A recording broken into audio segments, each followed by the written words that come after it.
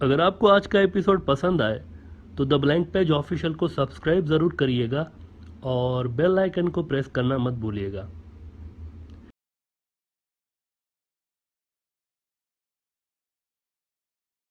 Nadreen, religion का geopolitics में एक बहुत बड़ा इम्पोर्टेंट रोल रहा है। कुछ सेक्युलर हजरात ये मानते हैं कि मज़हब का सियासत से या जियोपॉलिटिक्स से कोई ताल्लुक़ नहीं, लेकिन ये गलत बात है। और अगर आप देखें, इंडिया के अंदर देखें या फिर आप इवन अमेरिका के अंदर भी देखें, ट्रंप की जो सपोर्टर हैं उनकी एक बड़ी तादाद एक्सट्रीमिस्ट जो मजहबी लोग हैं उनकी है।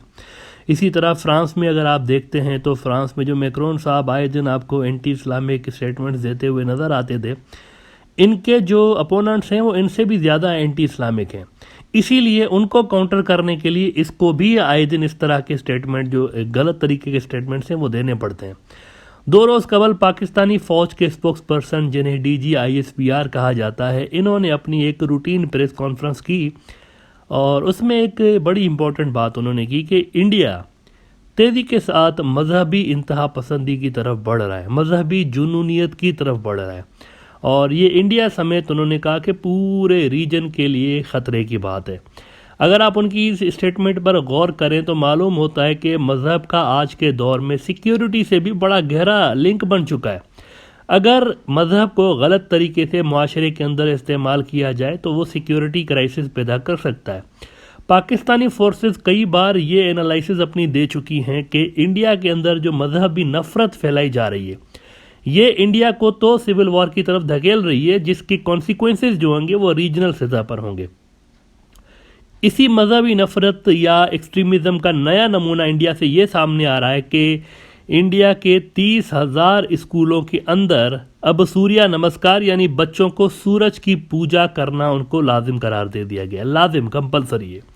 और ये जनरल हुक्म है, यानी जो दुखदायक बात है वो ये है कि ये जनरल हुक्म है, सारे बच्चों के लिए है, सिर्फ हिंदुओं के बच्चे नहीं, मुसलमानों और ईसाई बरादरी के जो बच्चे हैं उन समेत तमाम माइनॉरिटीज़ के बच्चों को पाबंद किया गया है कि वो सुबह सुबह सूरज की पूजा करें, सूर्य नमस्कार करें और फिर वो अपने क्लासेस में जाएं। ये गलीज चेहरा है आज के सेक्युलर इंडिया का।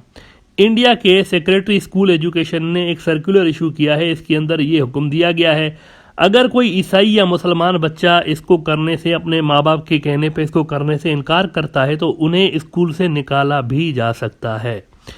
ईसाई और मुसलमान तंजीमों में हिंदुत्व के गुंडों की इस नई हरकत पर शदीद गम और गुस्सा पाया जाता है और वो समझते हैं कि मोदी जी की हिंदुत्व सरकार अब तमाम रेड लाइंस क्रॉस कर चुकी है। All India Muslim personal law board है एक इंडिया के अंदर, उनका वैसे शदीद एक विरोध सामने आया है इस हुक्मनामे के खिलाफ और उन्होंने कहा है कि ईसाई और मुसलमान जो हैं ये सूर्य नमस्कार या सूरज की पूजा नहीं करते। ये ना सिर्फ इंडिया के सेक्युलर कॉन्स्टिट्यूशन के खिलाफ है उन्होंने कहा, बल्कि उन्होंने कहा ये उनके मजहब के भी खिलाफ है। जबकि हिंदुत्व के जो गुंडे जो कि सरकार में आ गए हैं बदकिस्मती के साथ, उन्होंने इस तरह के अमल जो है इनको इंडिया से मोहब्बत का बेंचमार्क बना दिया हुआ है कि अगर आपने सूरज की पूजा नहीं की तो आप पेट्रियोटिक नहीं है। ये इंडिया का कल्चर है, वो कल्चर के नाम पर लोगों को अब उनके जो रिलीजियस राइट्स हैं उनसे महरूम करने में लगे हुए हैं।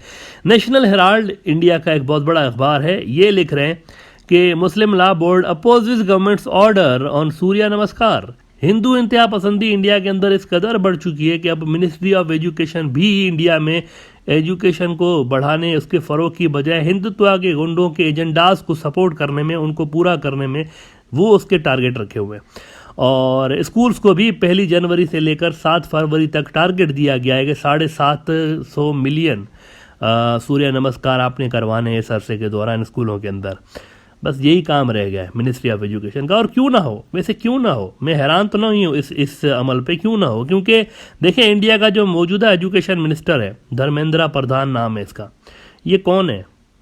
ये कौन है आपको मालूम है? ये बंदा आरएसएस की जो सियासी विंग है बीजेपी, ये ज्वाइन करने से पहले अखिल भारतीय विद्यार्थी परिषद का मेंबर था, जो कि आरएसएस से जुड़ी हुई एक स्टूडेंट विंग है।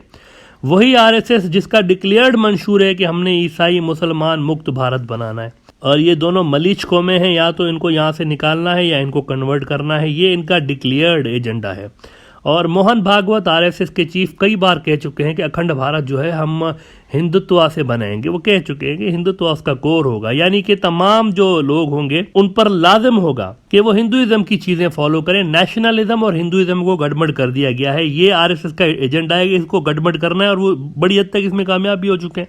इस तंजीम आरएसएस की ही इंडिया के ऊपर सरकार है, इसकी सब्सिडरी बीजेपी की सरकार है, और तालीम के मैदान में भी इनका मंशूर ये है कि हिंदू सुप्रीमेसी, जो अपर कास्ट के हिंदू हैं उनकी सुप्रीमेसी पे तालीमी निज़ाम मुबनी होगा इंडिया का, और तमाम जो मज़ाहब के स्टूडेंट होंगे इनको वही निज़ाम तालीम फॉलो करना पड़ेगा, वही एजुकेशनल सिस्टम फॉलो करना पड़ेगा जो कि हम बनाएंगे। आरएसएस का यही मेंबर इंडिया का एजुकेशन मिनिस्टर भी लगा दिया गया है हिंदुत्व सरकार में, ताकि इनके जो आरएसएस के एजेंडाज हैं ना तालीमी शोबे में भी वो कंप्लीट करने में अगले उन्होंने एक बेंचमार्क सेट किया हुआ है कि अगले इतने सालों में हमने ये काम कर देना है। मुकम्मल तौर पर अपर जात के हिंदू सुप्रीमेसी पे मबनी निज़ाम तालीम और एजुकेशनल सिस्टम वहाँ पर इंडिया के अंदर लाया जा रहा है। सरकारी स्कूलों के जरिए पहले ये काम पूरा किया जाएगा, उसके बाद इसको जो प्राइवेट सेक्टर है उसमें इम्प्लीमेंट किया जाएगा। बल्कि पहले से ही प्राइवेट सेक्टर को तंग करने का काम जारी है एजुकेशनल सिस्टम में, और वहाँ जो क्रिश्चियन और मुस्लिम एनजीओस के तहत स्कूल चलाए जा रहे हैं, आप देखें जाकिर नायक पहले से ही इंडिया आ नहीं सकता, उनको पहले से ही निकाल दिया गया है झूठे मूठे केसेस उनके ऊपर बना के, और अब जो क्रिश्चियन एनजीओस हैं उनके खिलाफ भी एक शदीद क्रैकडाउन जारी है। और ये जो एनजीओस चलती हैं मुसलमान और ईसाई जो तंजीमों की एनजीओस चलती हैं इन कम्युनिटीज़ की सपोर्ट के लिए, इनकी फंडिंग, इनका चंदा रोका जा रहा है। अभी हाल ही में इंडिया के अंदर ईसाई बिरादरी का सबसे बड़ा एनजीओ जो कि मदर टेरेसा ने बनाया हुआ था, ये एनजीओ बंद कर दिया गया और इसकी फंडिंग रोक दी गई है, फ्रीज कर दी गई है, जिससे फिर ये हो रहा है कि हज़ारों जो टीचर्स पढ़ाते थे इन क्रिश्चियन स्कूलों में वो जॉबलेस हो गए। हज़ारों जो ओल्ड एज हाउसेस चलते थे जिसमें बुजुर्ग शहरी जो थे क्रिश्चियंस के मोस्टली वो रखे जाते थे, जिनका कोई सहारा नहीं होता था, वो इन ओल्ड हाउसेस में रहते थे। यतीम खाने, बहुत सारे बच्चे ऐसे जिनका कोई नहीं दुनिया में, वो मदर टेरेसा के इस ऑर्गेनाइजेशन के तहत चलते थे, वो बंद हो गए, उन पर बैन लगा दिया गया, फंडिंग रुक गई है उनकी।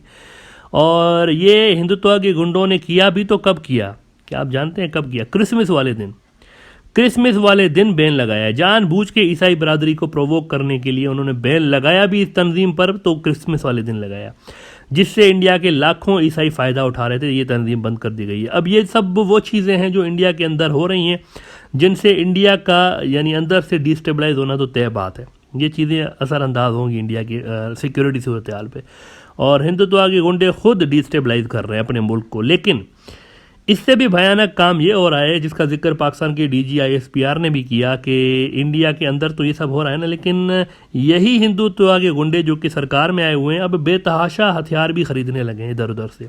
एक नई आर्म्स रेस उन्होंने शुरू कर रखी है रीजन के अंदर, और सिर्फ पाकिस्तान ही नहीं, पूरा रीजन इसके नताइज भुगतेगा, पूरा रीजन। और इस बेवकूफ़ी को अगर नहीं रोका गया ना तो पूरा रीजन इसके लपेट में आएगा। क्यों सिर्फ पाकिस्तान नहीं, सारा रीजन आएगा। कैसे? क्योंकि इस हिंदुत्व के ये जो गुंडे हैं जो कि सरकार में आए हुए हैं, इनके नज़रिए की कोई बाउंड्रीज जो हैं वो इंडिया तक नहीं है, वो पूरे साउथ एशिया तक फैली हुई हैं। उनका जो नज़रिया, उनकी आइडियोलॉजी है, उनका माइंडसेट है, उसके तहत इंडिया ये इंडिया नहीं है जो आप आजकल देखते हैं। जो मौजूदा बाउंड्रीज हैं ये नहीं, वो कहते हैं सारा जो तकरीबन साउथ एशिया है वो उनके लिए अखंड इंडिया है, जो कि दोबारा बनाना है उनने।